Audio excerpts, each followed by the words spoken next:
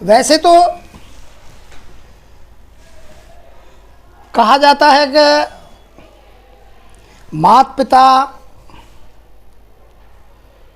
वह सब एक ही है, परम पिता परमात्मा निराकार स्वरूप शिव बाबा।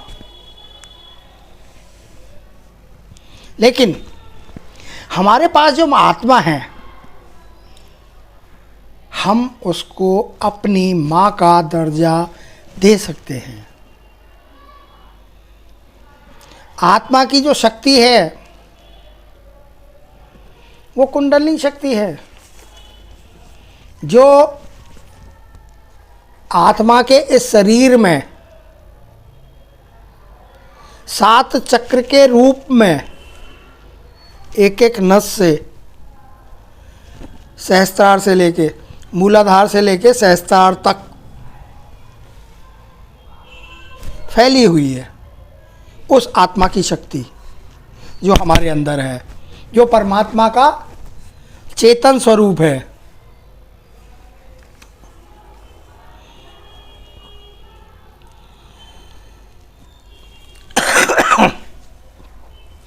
उस शक्ति के द्वारा ही हमारी जो शरीर की जो कर्मेंद्रियां हैं वो सारा काम करती हैं। सबसे पहले बुद्धि, बुद्धि के बाद मन में, और मन के बाद आत्मा में। आत्मा का ये निवास स्थान है प्रकृति के बीच में।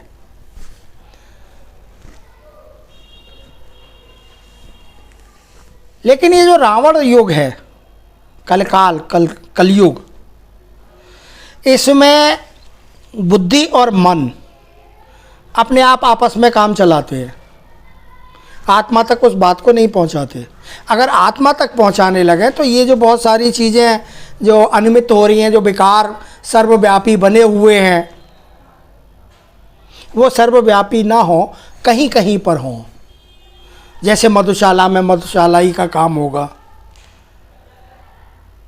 जैसे और भी बहुत सारी ऐसी चीज़ें हैं जहाँ पर कोई क्लॉथ मार्केट होता है तो क्लॉथ की दुकान है। इस तरीके से तो हमारे शरीर की जो ये कर्मेंद्रियाँ हैं वो उस शक्ति से संचालित होती हैं।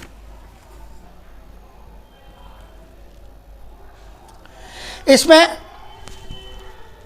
मानव शरीर की तो कोई बात ही नहीं है, ये तो नासमान है, इसने तो जाना है। अब बात क्या आती है कि इसके अंदर जो आत्मा है और आत्मा ने जो अपनी शक्ति फैलाई हुई है, हम उसको पहचानें, उसका पाठ पक्का करें और उसको समझें। और उसको अगर समझने लगेंगे तो हम उसके द्वारा निराकार बाप जो बैठा है, जो रचिता है इस पूरी सृष्टि का, जो बीज रूप है, उसको पहचानने की, उसको महसूस करने की, उसको आभास करने की कला आत्मा में है।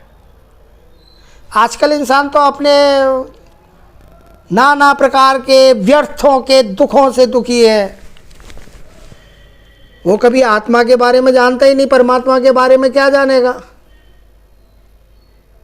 वो थोड़ा सा दान पुण्य भंडारे अंडारे कर लेता है तो सोच लेता है कि मैंने बहुत सारे काम कर लिए, इतने लोगों को मैंने ऐसा किया। ये सब कुछ नहीं है। वास्तविकता आपसे आत्मा की है और आत्मा परमात्मा की है।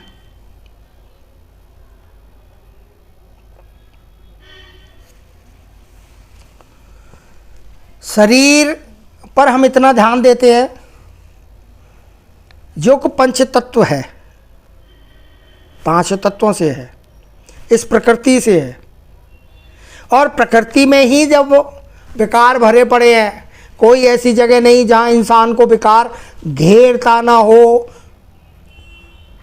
विकार पकड़ता ना हो, दृष्टि के रूप में, मानसिक रूप में, वाचा, कर्मणा, बहुत सारे तरीके से विकार उसको आके अटैक कर देते हैं। चाहे वो कहीं पे भी हो, किसी भी पवित्र स्थान पर भी क्यों ना हो, वहाँ पे भी उसके अंदर वो प्रवेश कहीं ना कहीं सूक्ष्म तरीके से कर जाता है।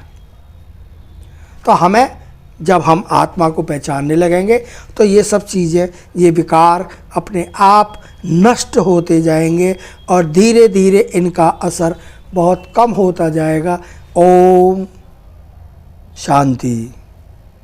जय शिव बाबा, जय ब्रह्मा बाबा, आपकी जय हो, आपकी जय हो। आपका वर्षा प्राप्त होता रहे।